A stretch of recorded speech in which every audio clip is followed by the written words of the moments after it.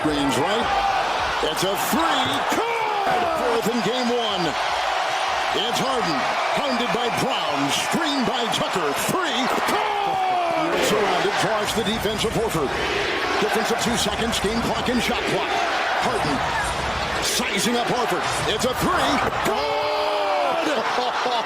Harden's got 45! Timeout, Boston! I want to die.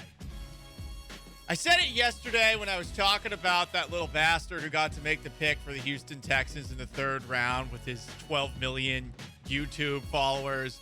And now today, after my beloved Boston Celtics just got stuffed in a locker by the Joel Embiid-less Philadelphia 76ers, with James Harden turning back the clock to something that never happened in Houston while he was playing for this team in the playoffs, I am pissed. I am just pissed. That was awful. Every single second of that was awful. And I hate all you people that root for James Harden after he left you. Ugh.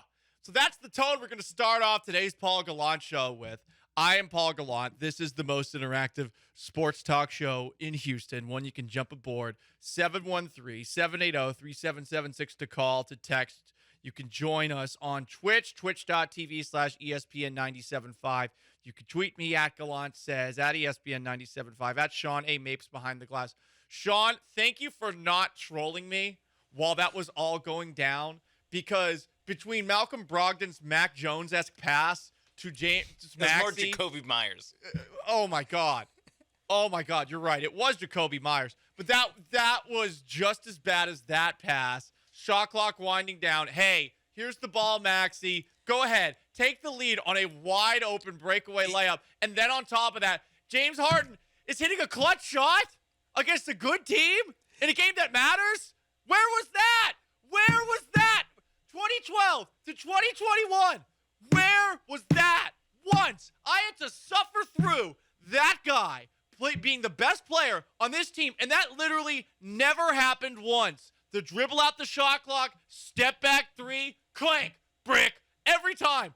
Oh, until last night against my team. Oh, thanks, Jim. Thanks. Anyway, Sean.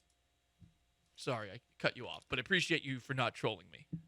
Oh, no, I should have worn my Harden jersey, but if there's ever a time to wear it. If you wore it, I would not have done the show. I would not have done the show. Then I would have gotten a day off. Yeah, we would have done national programming if that was the case. So when James Harden was around like 36-ish points, I started thinking, this is one of the best James Harden games of all time in the playoffs. And then he literally tied his career high and made a shot with 10 seconds left to go ahead. This is undoubtedly the best game. It's the best game of his career. It is the best game of his career. This isn't arguable. It is the best game of his career, given the stakes and given the result. Yeah, in the playoff, given all that, given it's not against like the Minnesota Timberwolves in the first round, it's like a real team. It's the current title favorite, I think, still. What a performance. People kept saying like this is vintage James Harden. No, it's not. This is the best game he's played in his life. He didn't do that here. He didn't do that once in a situation like this. Not once. And I know some people are maybe thinking to themselves, oh, why don't you bring back James Harden? All I'm thinking about is how this was never something he was able to do in a game that matters. Spare me with games against Utah and Minnesota in the playoffs. Those teams blow. They never had a chance. When you're talking about James Harden going up against a good team by himself with no help, or with Chris Paul as a secondary guy, Dwight Howard as his secondary guy, that literally never happened. And then last night, in a game where a lot of people were legitimately laughing at the Sixers' chances in this series without Joel Embiid, Harden plays the best game of his life. And all I can think about, Sean, is why the hell this did not happen once in Houston. And I look back through the stats, through the numbers. He legitimately never played like this in a game that the Rockets won, because the majority of his good playoff performances came in losing efforts. We'll go through the numbers for them. And then you have one game against the Golden State Warriors in the 2015 Western Conference Finals where he played great. The problem was the Rockets were down 3-0 going into that game, and it was pretty clear that Golden State took the Rockets lightly. Anyway, Sean, you looked like you had a thought. No, I was going to say the only other game winner I remember was against the Warriors in the first round in 2016. But that was also, like, I think, was that game 3 that they won?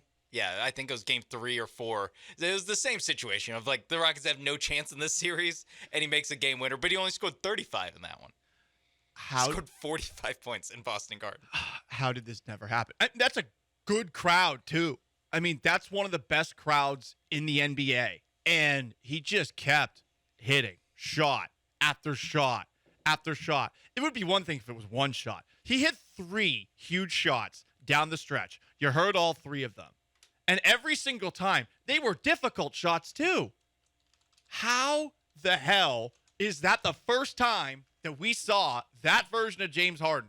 34-year-old dad bod Harden goes out there and does that with no help. And I am impressed, and I am giving him his flowers. I just am pissed that he could never do this with the Rockets.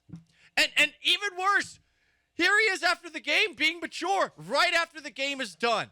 You can hear on the live mic, he's telling all of his teammates, don't celebrate. It's just one game. He won. But they're still in mourning here. The Bruins lost.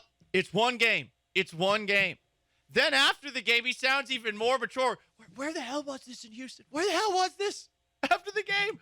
We're here to win. We didn't come in the game expecting to lose. You know what I mean? Like, we are here to win. And even after this game, I told the guys, don't get too happy. Like, we even kill. You know what I mean? Like, we're coming here to get game 2 as well. And so that's the mindset that we have as a unit. And, you know, whether Joe comes back or not, we'll be ready to go. Obviously, he's huge. I mean, he's everything for this team. But, you know, we got to, whoever's on the floor, let's go win the game. And that's what we did tonight. Twitch.tv/ESPN97.5. A couple of comments. Mature James Harden going on for 45 against Boston on the road in game 1 of a series where his best player on his team is not there. Rare Candy. This is completely normal. James Harden owning games 1 or 2 in the playoffs. Just wait for the closing games. Elimination James will show up. Look, it's not even about my team here, okay? They beat the Celtics, fair and square. He played great. That part sucks. But he never had a game like this in Houston. He legitimately never had a game like this. And it's inexcusable. I mean, it was his playoff career high. So we're not even saying, like, like early game. Like, we're taking every playoff game he ever played. Yes. That's his career high. And then he also made the game winner.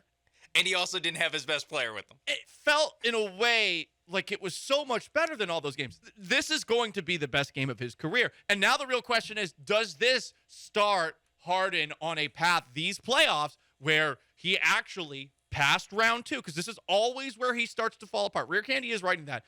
As this series goes on, there's a very good chance he's going to have a couple of games where he's dead in the water. But I am stunned by what I saw last night and mad that we couldn't even get one of these games against a good team in a victory over his playoff career. Let me quickly, Sean, before you make your point, go through the games that he's played almost as well in. There was game 4 of the 2015 Western Conference Finals. 45 points, 13 of 22 from the field, 7 of 11 from outside, 12 of 13 from the line, 9 boards, 5 assists, 3 turnovers. The Rockets won, but again, they were down 3-0. And then in game 5, 14 points, 2 of 11 from the field. The Rockets eliminated in 2015. Game 1 of the 2018 Western Conference Finals against the Warriors. He had 41 points. He was 14 of 24 from the field, 5 of 9 from outside. And guess what? They lost by 13. 119 to 106. Game 3, round 1 of the 2017 playoffs against OKC. This was the James Harden, Russell Westbrook, who should be the MVP bowl. He had 44 points. He's 11 of 21 from the field. And the Rockets lost 115 to 113. Played well in that game. I don't think it was his fault necessarily. And then you have Game 3, round 1 of the 2021 playoffs with Brooklyn against Boston. 41 points, 11 of 18 from the field, 7 of 12 from outside. And they lost. They lost that game too. So generally when he plays well, it's like in garbage time and they lose. This time, he played well. He hit clutch shots. And all I can think about is how that never happened once in Houston. And I'm mad about it. Also, it's the 2015 against the Warriors. They didn't have any chance in that series. The 2018 game 1, that's a good one. Game 3 of the 2017 OKC that year wasn't that good in the first round. And then Boston that year also just didn't have a. So this is the first time he actually played against a good team and played super well.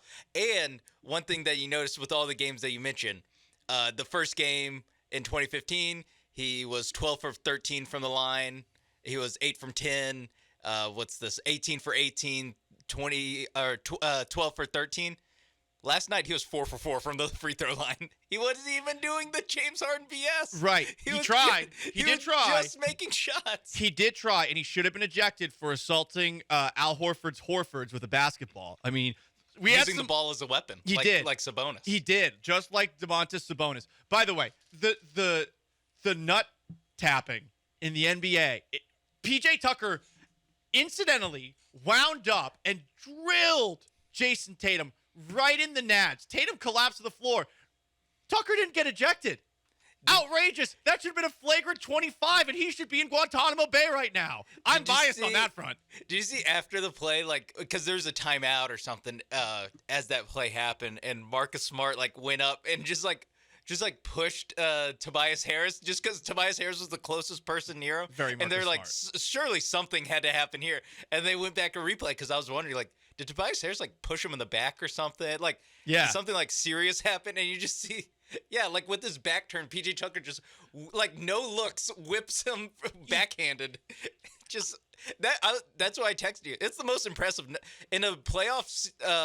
In the NBA, full of nuts shots, that was by far the most impressive one because he did it without even look. It was a no look. I'm a big PJ Tucker fan, but he is now on the persona non grata list because he did that to the Celtics. And I know that was probably unintentional, but it also could have been just diabolically intentional. I will say, if PJ Tucker is that good and he's seeing the Matrix like that, I don't think he would have played 38 minutes and not taken a shot.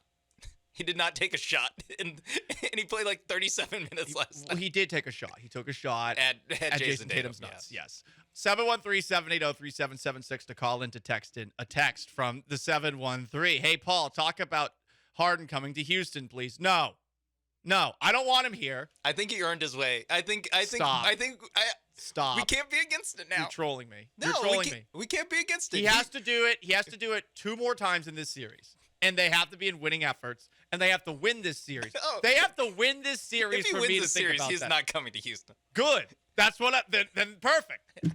That works for me. Wait, so you just set up this game to where he's either not welcome or he won't come. Listen, I will find a way, okay? My agenda will last forever. Okay, so the question, why people are against James Harden coming back to Houston? 1, he's washed up, 45 points. 2, not a good leader.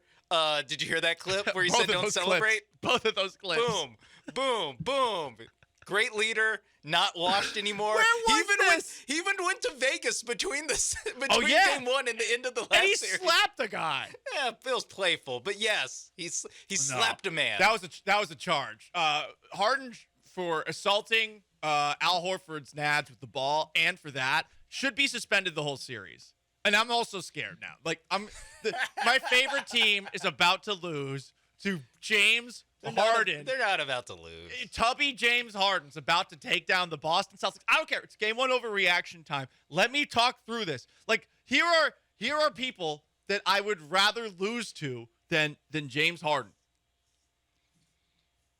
The China, Russia, terrorists, any Peyton Manning, Eli Manning, and LeBron. The only things that I would be that would be worse than losing to James Harden, losing to North Korea because it would be embarrassing, and losing to the Yankees. That's it. I can't have this happen. This is bad. Anyway, Paul Galancho, ESPN 97.5 and 92.5. You want to weigh on what James Harden did last night? I can't believe he never did that once in Houston. I can't. I just can't. I'm so angry about it. I can kind of believe it. But it's crazy. It happens last night. Of all nights, it happens last night.